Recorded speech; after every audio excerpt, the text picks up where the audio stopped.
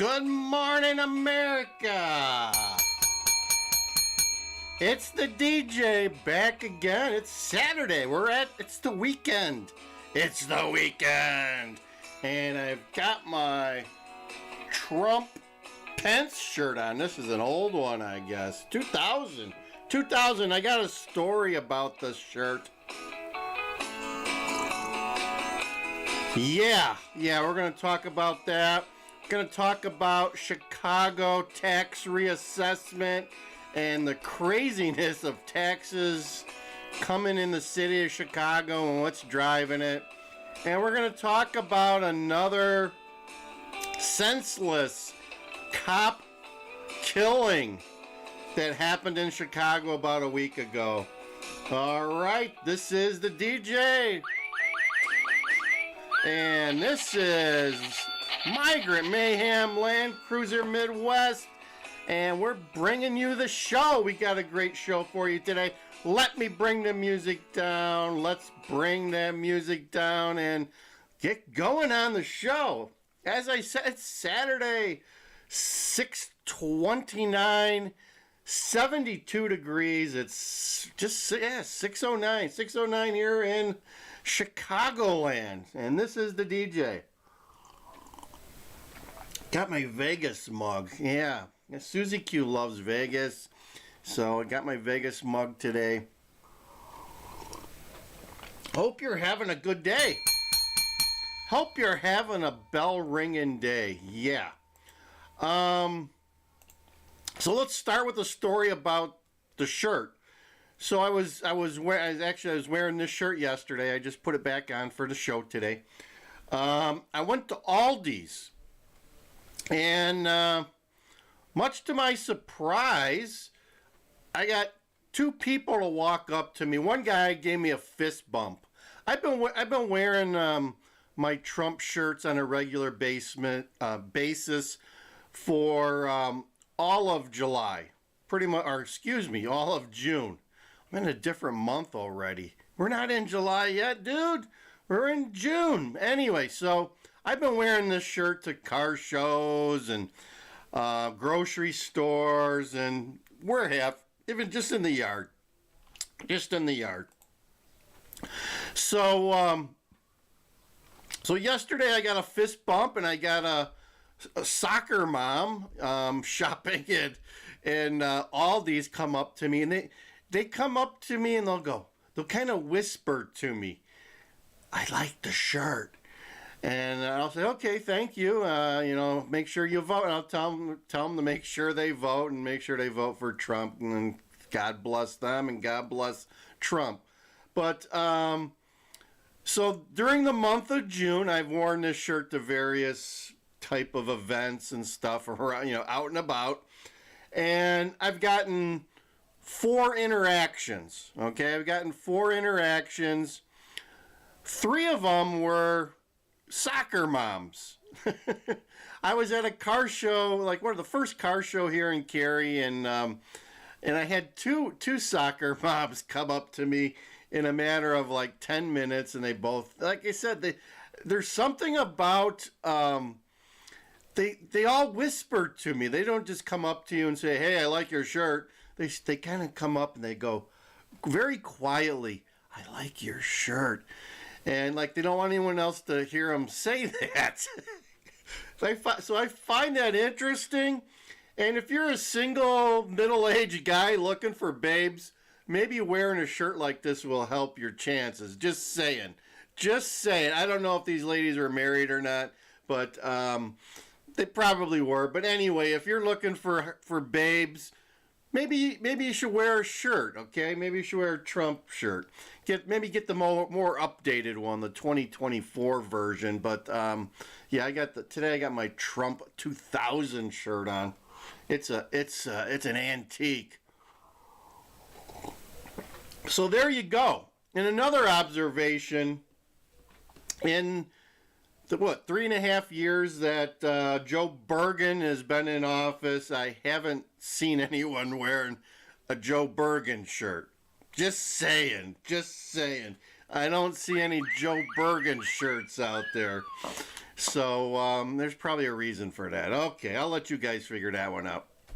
So let me get the show set up here. We got a couple of videos I wanted to show you today. Let's see if I can get the first one up there. I don't know if this is I don't think that's it. No, let's see here. Let's find our tax video here. And there we go. There we go. So, came out this week. This shows you how archaic Chicago is. But anyway, they reassessed 15 South suburban towns in the South Cook County. And property tax increases went through the roof. Some of them went up they doubled, like 120%. And some of the amounts I'm hearing are $1,500, $1,900 on average across those 15 suburbs, which are predominantly minority, low class, low income suburbs. The property taxes went up like 29%. So there's going to be some fallout from this. The other thing is, Cook County instituted a new format for their tax, which my county has had this format for 30 years, but Cook County now has it where you can see all the taxing bodies and how much is going to each taxing body from last year, and then the increase or decrease for this year, so people can complain to the right people, right? Yeah, read your tax bill because they keep going up. And I had some other video. I don't think they mention it here, but the Cook County Treasurer Maria Pappas was in a video, and she was saying next year the Gold Coast and downtown of Chicago is going to be reassessed, and to expect some increases there because commercial properties, ding, ding, ding, commercial properties that are partially vacant are going to get reassessments where they're going to go down because they don't have tenants, and somebody's got to pick up that slack, and it's you, the homeowners of Cook County, that are going to have to pay for that. She specifically mentioned Michigan Avenue, which is like 30% empty, and Water Tower Place, a very upscale shopping mall that is more than 50% vacant, according to Maria. And I think they're actually transitioning that to like apartments and stuff because it's just so vacant. And that's on Michigan Avenue too. So a lot of bad news for the people of Chicago. And hey, I got a feeling the cost of the migrants is coming in there too. Just saying, somebody's got to pay for those migrants, and I think the tax increases that Chicago is now seeing and Cook County is going to help pay for that. So there you go.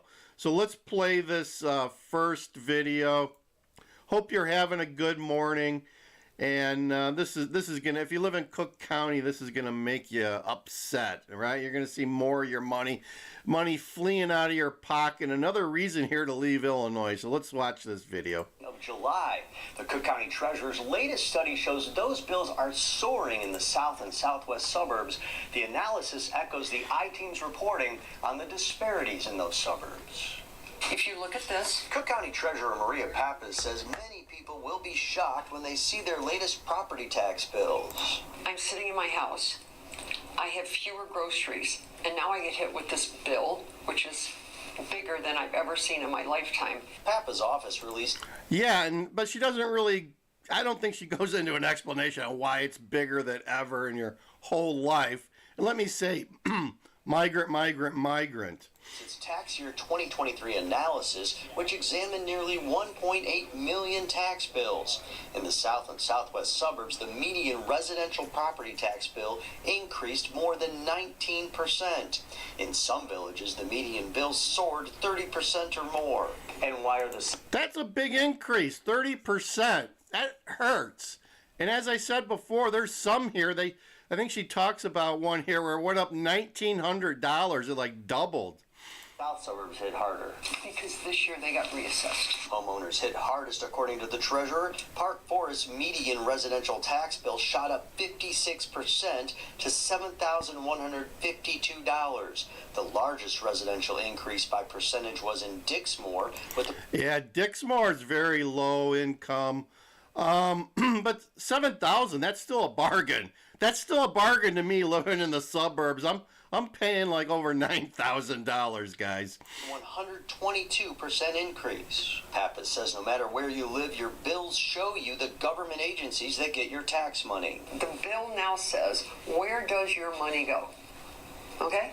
So here it lists every government, and here it lists whether it went more or less. The ABC7 I-Team has been reporting on the challenges homeowners are facing with higher property tax bills and how many residents in south and southwest suburbs face even higher bills when compared to northern suburbs. It's because those southern municipalities have a higher property tax rate to cover school costs. Experts say the increased tax burden in southern suburbs is partially due to them having fewer businesses, fewer occupied homes, and fewer high-priced homes. Pappas says the increases are due to the COVID-19 assessment reduction ending, higher home prices, businesses leaving, and businesses successfully appealing.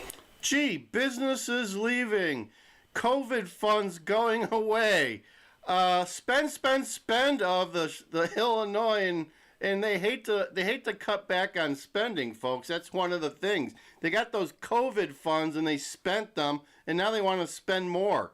That's part of the problem, too. Their assessments.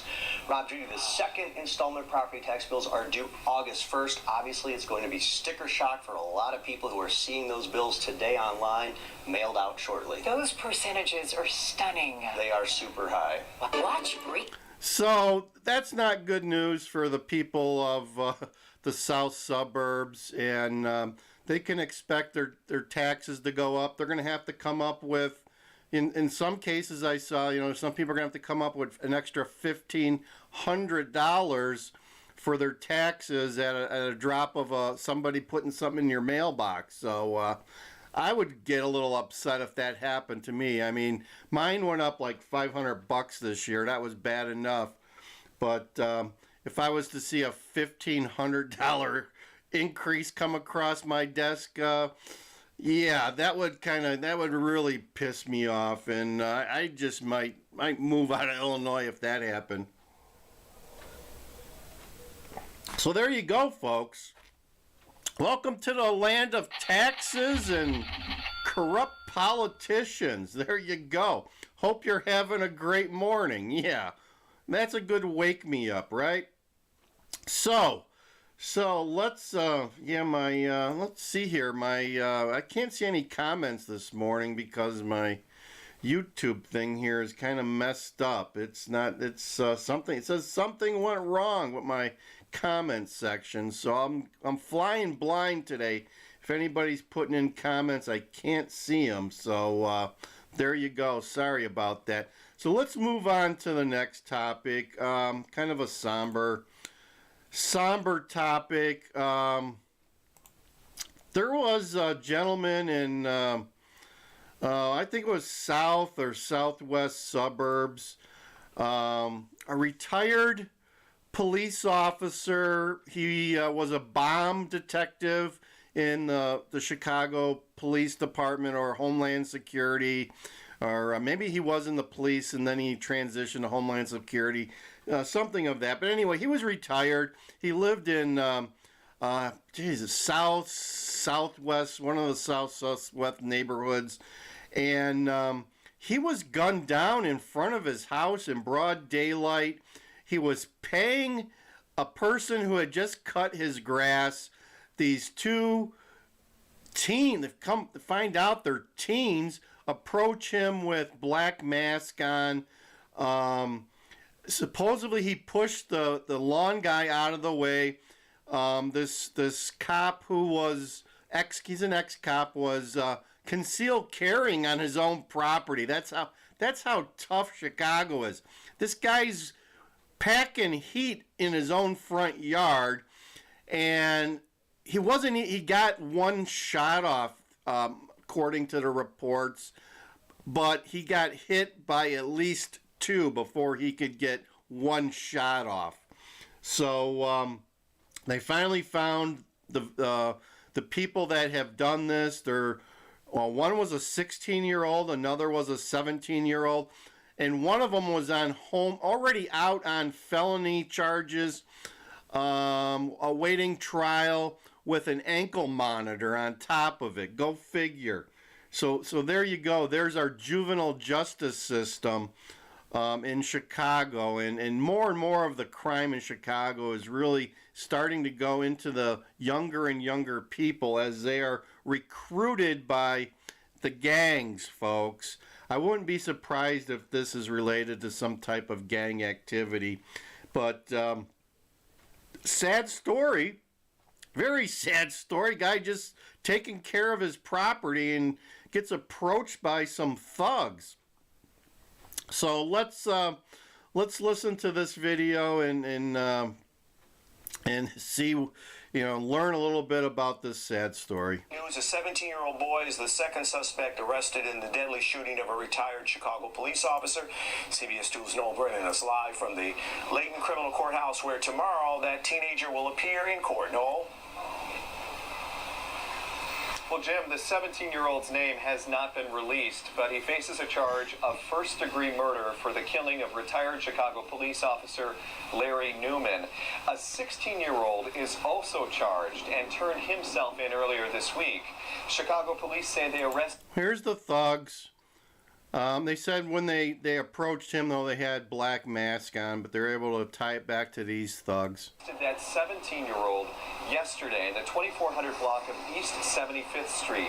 The shooting happened last Thursday in West Garfield Park. The two suspected of killing Newman were caught on surveillance video before and during the shooting.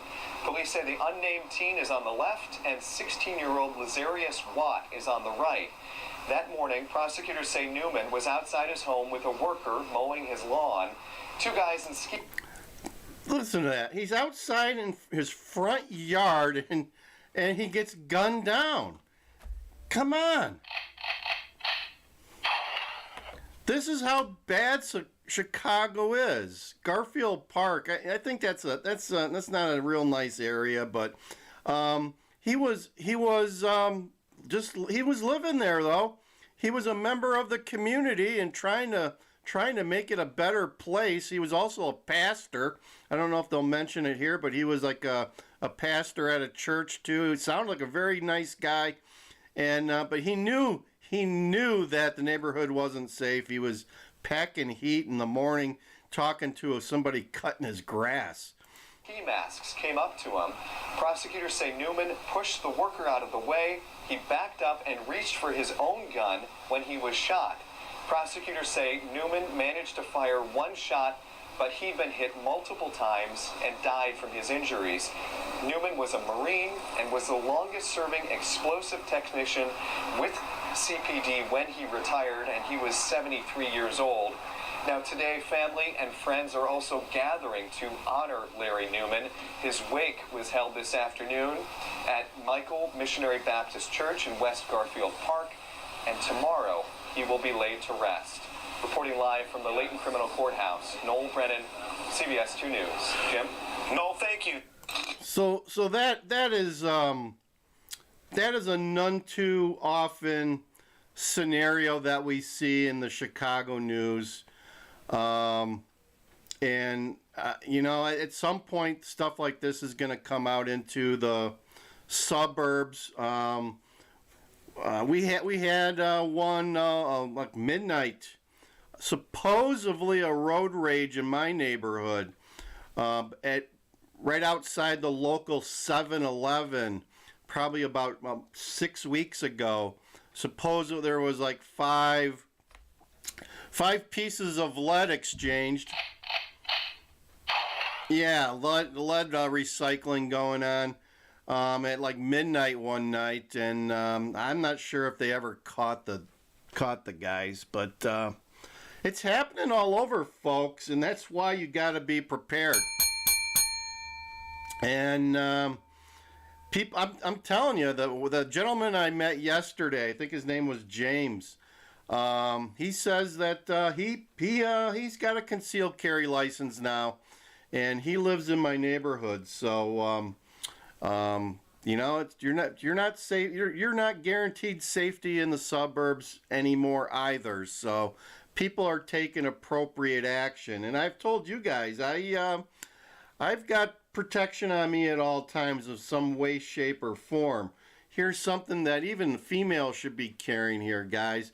Here's a little pepper spray that you can get on Amazon called Vexor. It's like $8-9 a canister. You get a nice 4-ounce heavy-duty canister of this. This will spray like 20 feet, so you're going to hit somebody with that, even at a distance, and hopefully do some damage when you need to. So consider doing something, folks, to protect yourself. Otherwise, you're just setting yourself up for victimhood. There you go. Yeah, victimhood. So let's see where we're at today. I hope you're gonna. Oh my gosh, we're already 21 minutes in. I'm gonna end this today. So make sure if you guys are single out there and you're looking for babes, get yourself a Trump shirt. That's all I have for you today. This is Migrant Mayhem. I am DJ Wonder Chrissy. This is Land Cruiser Midwest. Like, share, and subscribe, folks. Share it with all your friends. We need to grow this channel. Thank you for watching, and I'm over and out. Check out all the videos on our channel, guys.